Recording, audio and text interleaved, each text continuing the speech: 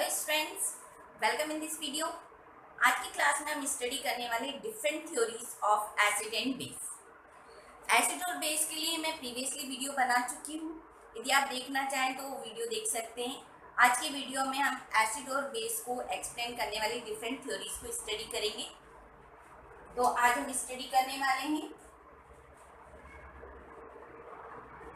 Different theories of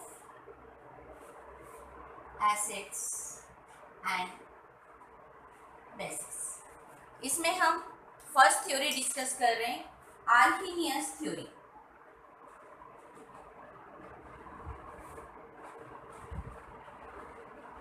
Arrhenius theory, Arrhenius कहते हैं कि एसिड वो सब्सटेंस होते हैं जो अपने एक्वस सॉल्यूशन में हाइड्रोजन आयन प्रोवाइड करते हैं, और बेस वो सब्सटेंस हैं जो हाइड्रोजन की प्लेस पर OH आयन्स प्रोड्यूस करते हैं। यानी सिंपली जो सब्सटेंस हाइड्रोजन आयन देगा, यानी एसिड कौन होंगे?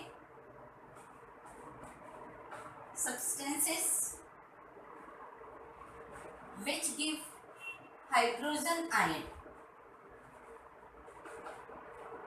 in the aqueous solution। और बेस कौन होगा?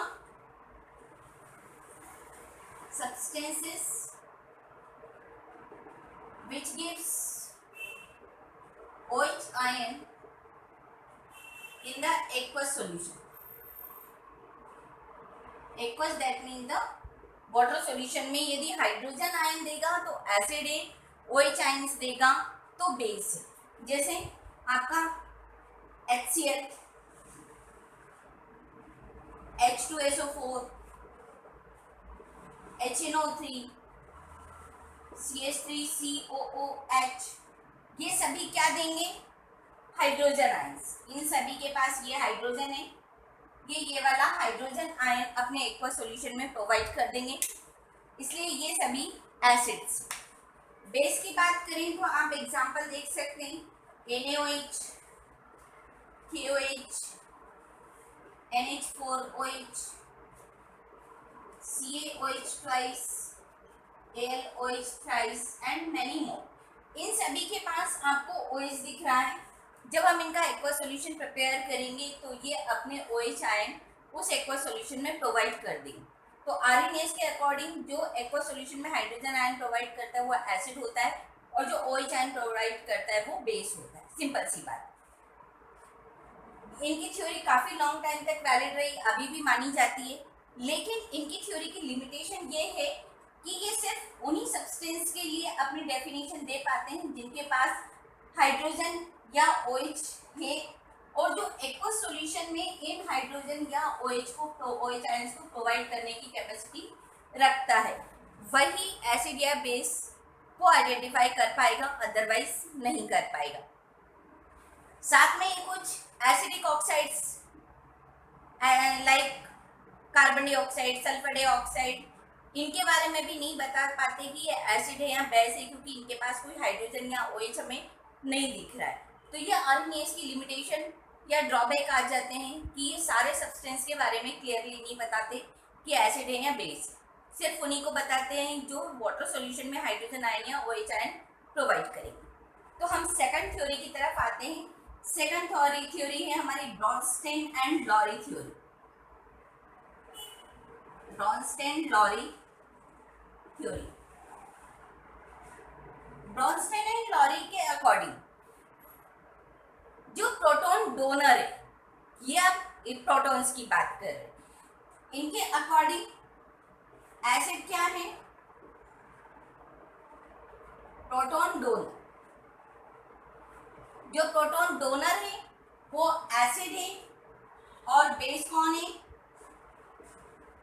Proton acceptor, base. ठीक है ना? प्रोटॉन डोनर एसिड है और प्रोटॉन एक्सेप्टर बेस है। Proton that means the hydrogen ion. ये किसी एक्वस सॉल्यूशन की बात नहीं कर रहे, हम कुछ एग्जांपल्स की बात करें। यानी आपको याद क्या रखना है? प्रोटॉन डोनर एसिड है और प्रोटॉन एक्सेप्टर बेस। जैसे यदि मैं HCl और वाटर की बात करती हूँ तो यहाँ पर क्या होगा, HCl अपना एक प्रोटॉन वाटर को डोनेट करेगा तो HCl कितना बचेगा, Cl माइनस और वाटर हो जाएगा H3O प्लस यानी हाइड्रोनियम आयन। HCl ने अपना प्रोटॉन डोनेट किया, दैट मीन्स HCl क्या हो गया, एसिड, वाटर ने लिया, ये हो गया बेस। इसी तरह से एक अदर एग्जांपल देखते हैं, NH3 प्लस वाटर। यहाँ पर क्या हुआ, वाटर ने अपना एक प्रोटॉन डोनेट किया अमोनिया को तो ये बन गया NH4 अमोनियम आयन और ये आपके पास आया हाइड्रोक्सिल आयन। अमोनिया ने एक्सेप्ट किया, अमोनिया ने एक्सेप्ट किया तो अमोनिया क्या हो गया, बेस, वाटर ने डोनेट किया, वाटर हो गया आपका एसिड।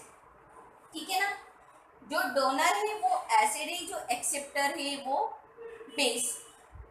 अब यहाँ पर एक चीज और आती है, जो एसिड का प्रोटॉन डोनेट करने के बाद रिमेनिंग पार्ट बचा जो प्रोडक्ट में आया उसको बोला जाता है कॉन्जुगेट बेस। एसिड का प्रोटॉन डोनेट करने के बाद का बचा हुआ पार्ट कहलाता है कॉन्जुगेट बेस और बेस का प्रोटॉन एक्सेप्ट करने के बाद का जो पार्ट आता है उसको बोलते हैं कॉन्जुगेट एसिड। इसी तरह NH4 क्या हो गया, NH4 बेस था, इसने प्रोटॉन गेन किया तो बेस था तो ये बन गया कॉन्जुगेट एसिड।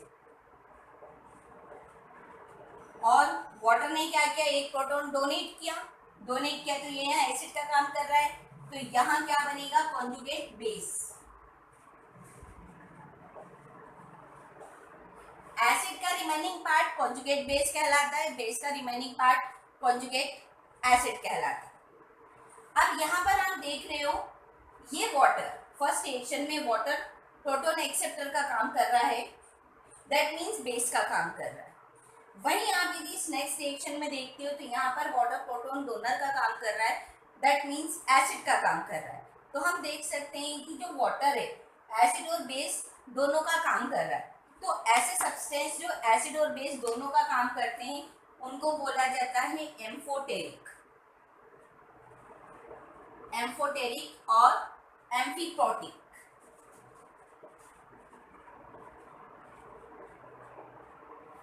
एम्फोटेरिक और एम्फीप्रोटिक जो एसिड और बेस दोनों की तरह काम करते। एक सिंपल सी ट्रिक बताऊं, जैसे कई बार आपको बहुत सारे मिक्स करके दे दिए जाते हैं और फिर आपसे पूछा जाता है कौन सा एसिड और बेस दोनों की तरह बिहेव करेगा या कौन सा एम्फोटेरिक होगा। तो जिसके भी पास यदि 2 हाइड्रोजन आपको दिखेगी तो 2 हाइड्रोजन वाला एम्फोटेरिक की तरह बिहेव करेगा। जैसे कुछ और एग्जांपल देखते हैं हम एम्फोटेरिक के।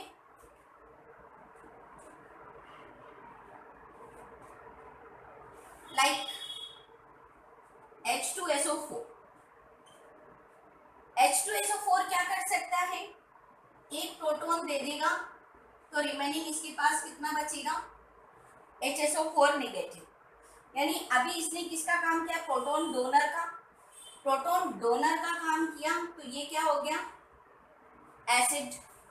ठीक है, अब वही यदि मैं HSO4 नेगेटिव की बात करती हूँ तो HSO4 नेगेटिव क्या करेगा, एक प्रोटॉन गेन कर सकता है, एक प्रोटॉन गेन करके ये क्या बना लेगा, H2SO4। यानी इसने प्रोटॉन गेन किया तो ये किसका काम कर रहा है, बेस का काम कर रहा है। तो इस तरह से ये एसिड भी है बेस भी है तो ये भी क्या होगा, एम्फोटेरिक। तो जो सब्सटेंस एसिड और बेस दोनों की तरह बिहेव करते हैं उसको हम एम्फोटेरिक या एम्फोप्रोटिक सब्सटेंस बोलते हैं।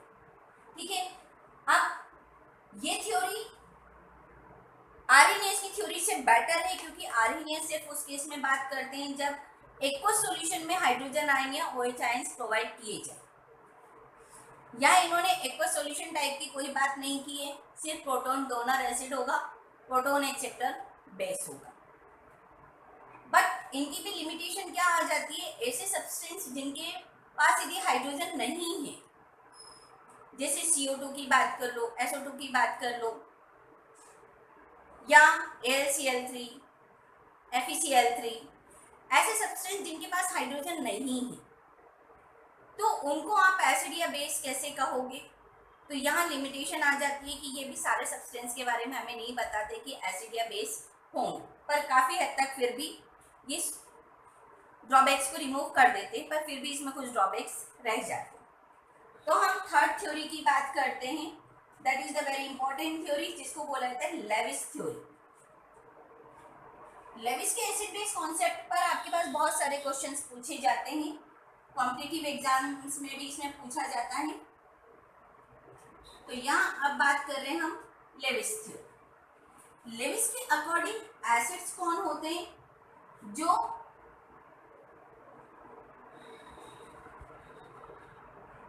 substance which can accept a pair of electron, जो इलेक्ट्रॉन पेयर को एक्सेप्ट करता हो। देखिए ब्रॉन्स्टेन-लॉरी में हम प्रोटॉन की बात की है और वहां पर डोनर एसिड है, यहाँ पर हम इलेक्ट्रॉन पेयर की बात कर रहे हैं और एक्सेप्टर एसिड है, substance which can accept a pair of electron, this is called acid। और बेस क्या होगा? substance which can donate a pair of electron, जो इलेक्ट्रॉन पेयर को डोनेट करने की कैपेसिटी रखेगा वो क्या होगा? बेस होगा। जैसे हम देख लें ए एक सब्सटेंस है और बी एक सब्सटेंस है। यदि बी के पास कोई एक इलेक्ट्रॉन पेयर है तो बी क्या करेगा? इस इलेक्ट्रॉन पेयर को इसे डोनेट कर देगा। यदि इसे डोनेट किया तो एन क्या हुआ? एक्सेप्टर, और एक्सेप्टर कौन होता है? एसिड। तो एन हो गया एसिड और बी हो गया बेस। इसे किस तरह से रिप्रेजेंट किया जाता है?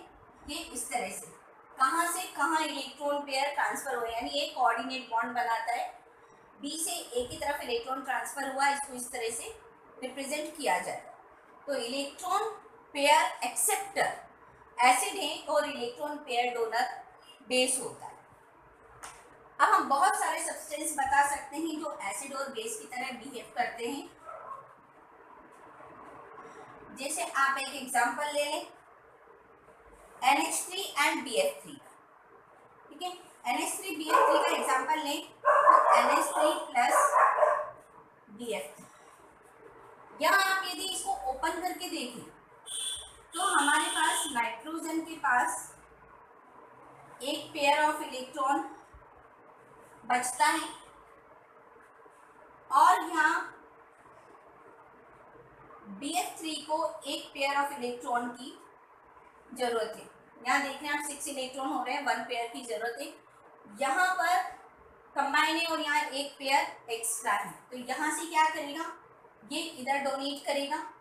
तो यहाँ आपके पास जो NH3BF3 बन रहा है, तो नाइट्रोजन से इधर की तरफ एक इलेक्ट्रॉन पेयर ट्रांसफर हुआ है, तो ये आपका donor electron pair donor, electron pair donor कौन हुआ? बेस, और एक्सेप्टर कौन हुआ? एसिड। तो अमोनिया क्या है? बेस। अमोनिया को आपने ब्रॉन्स्टेन-लॉरी के अकॉर्डिंग भी प्रूफ किया था, तो वो बेस आ रहा था, उसने प्रोटॉन एक्सेप्ट किया था। इस तरह से हम प्रूफ कर सकते हैं कि all Bronsted base is the Lewis base, ठीक है ना, जितने भी ब्रॉन्स्टेन बेस हैं वो लुईस बेस होते हैं। अब कुछ और बातें हम देखते हैं कि कौन कौन से सब्सटेंस एसिड होते हैं और कौन से बेस होते हैं। तो यहाँ हम बात कर रहे हैं, पहले हम बात कर रहे हैं आपसे basic acids.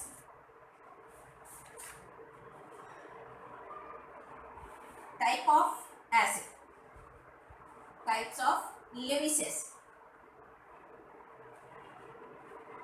4 type of Lewis acid होता है।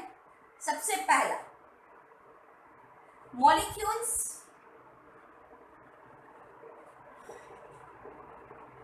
in which central atom has incomplete octet, molecules in which central atom having incomplete octet. ऐसे मॉलिक्यूल जिनके सेंट्रल एटम का ऑक्टेट कंप्लीट नहीं हुआ है, जैसे आप एग्जांपल की बात कर लें AlCl3, BF3 एटसेट्रा। यहाँ हम देखें एल्युमिनियम के आउटर में 3 इलेक्ट्रॉन्स हैं, 3 क्लोरीन के साथ कोवेलेंटली अटैच होंगे, 6 इलेक्ट्रॉन होंगे। अभी भी इसको ऑक्टेट कंप्लीट करने के लिए 1 इलेक्ट्रॉन पेयर की रिक्वायरमेंट है। दैट मीन्स इसका ऑक्टेट कंप्लीट नहीं हुआ है। ये इलेक्ट्रॉन पेयर एक्सेप्टर है, इलेक्ट्रॉन पेयर एक्सेप्टर है, दैट मीन्स ये एसिड है। ठीक है। सेकंड हम बात करते हैं सिंपल कैटायन। सिंपल कैटायंस जैसे Na+, सिल्वर, कॉपर, Zn, कोई भी जो सिंपली कैटायंस हैं, all cations are categorised as Lewis acid. Next हम बात करते हैं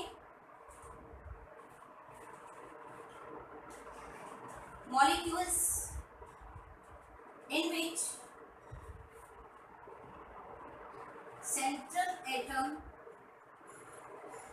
having empty d orbital। ऐसे मॉलिक्यूल जिनके सेंट्रल एटम के पास d ऑर्बिटल एम्प्टी है, जैसे SiF4, PCl5 एटसेट्रा। यहाँ पर आप देखें तो यदि सेंट्रल एटम सिलिकॉन, फास्फोरस, इनका यदि इलेक्ट्रॉनिक कॉन्फ़िगरेशन देखेंगे तो यहाँ पर आपके पास d ऑर्बिटल एम्प्टी मिलता है। d ऑर्बिटल एम्प्टी है, दैट मीन्स वो क्या करेगा, इलेक्ट्रॉन को एक्सेप्ट करने की टेंडेंसी रखेगा और इलेक्ट्रॉन पेयर एक्सेप्टर होगा यानी कि वो एसिड होगा। और लास्ट फोर्थ टाइप के एसिड्स होते हैं जैसे मॉलिक्यूल्स इन विच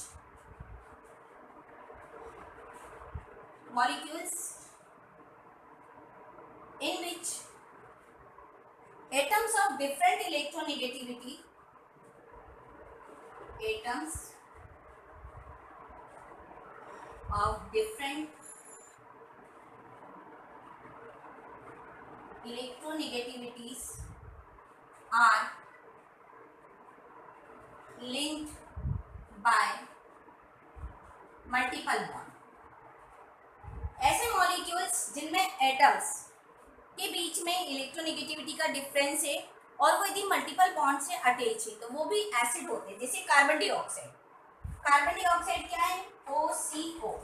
कार्बन और ऑक्सीजन की इलेक्ट्रोनेगेटिविटी में बहुत ज़्यादा डिफरेंस है और ये मल्टीपल बॉन्ड से लिंक होते हैं, दैट मीन्स ये क्या है, एसिड है। तो इस तरह से ये एसिड की हमने 4 कैटेगरीज बताई हैं। इसके अकॉर्डिंग जो भी सब्सटेंस आते हैं वो सारे एसिड्स हो। अब हम बेस की बात कर लेते हैं। बेसिस क्या है, तो बेसिस के 2 टाइप होते हैं। टाइप्स ऑफ बेसिस 2 टाइप है। First neutral molecule. Neutral molecules या हम देख लें जिसके पास लोन पेयर प्रेजेंट है वो बेस होगा, जैसे वाटर, ऑक्सीजन के पास लोन पेयर है। अमोनिया, लोन पेयर है। अल्कोहल, लोन पेयर प्रेजेंट है। इस तरह के जो भी सब्सटेंस ये न्यूट्रल मॉलिक्यूल्स हैं, इनके पास लोन पेयर है, तो ये क्या करेंगे, लोन पेयर को डोनेट करेंगे। और डोनर कौन कौन होता है, बेस होता है, तो ये सारे कौन होते हैं, बेस होते हैं। दूसरा सिंपल एनायंस, जो नेगेटिवली चार्ज आयंस है, like chloride, bromide, iodides, hydroxide, cyanide, ये सारे क्या है, बेसिस है, क्योंकि ये सभी नेगेटिव है, इलेक्ट्रॉन गेन कर चुके हैं, इनके पास इलेक्ट्रॉन पेयर्स प्रेजेंट हैं, डोनेट कर सकते हैं। तो ये इलेक्ट्रॉन पेयर डोनेट है, दैट मीन्स ये सारे बेसिस है। तो इस तरह से ये हमारे पास लेविस कॉन्सेप्ट था। लेविस के अकॉर्डिंग बहुत सारी प्रॉब्लम्स तो सॉल्व हो जाती हैं, लेकिन फिर भी लेविस की भी कुछ लिमिटेशंस है। सबसे पहली लिमिटेशन इसकी ये आती है कि ये सिंपल जो हमने एसिड्स बताए थे, जो आर्हेनियस के अकॉर्डिंग एसिड एंड बेस बताए थे, उनके बारे में ये कोई एक्सप्लेनेशन नहीं देता कि उनको एसिड और बेस कैसे कहा गया है, क्या वो एसिड एंड बेसिस हैं। तो सिंपल एसिड एंड बेसिस के बारे में ये कोई एक्सप्लेनेशन नहीं देता। सेकेंड ड्रॉबैक आता है जो एसिड बेस रहते हैं उनकी रिएक्टिविटी काफ़ी फास्ट होती है, लेकिन जो कोवेलेंट कंपाउंड बन जाते हैं, यहाँ पर आप इलेक्ट्रॉन पेयर को डोनेट करते हैं तो कोवेलेंट बॉन्ड बनता है। जो कोवेलेंट कंपाउंड आते हैं उनकी रिएक्टिविटी काफ़ी स्लो होती है। तो ये कुछ लिमिटेशंस है लेविस कॉन्सेप्ट की भी। फिर भी काफ़ी क्वेश्चंस आपसे पूछे जाते हैं लेविस कॉन्सेप्ट पर भी। तो आपको ये आज मैंने 3 कॉन्सेप्ट बताए एसिड बेस को डिफाइन करने के लिए। पहला था आर्हेनियस कॉन्सेप्ट, दूसरा आपका था लॉरी ब्रॉन्स्टेन एंड सेकंड था लेविस कॉन्सेप्ट। आई होप आपको ये समझ में आया होगा। वीडियो अच्छा लगा तो लाइक करिए। Thank you for watching.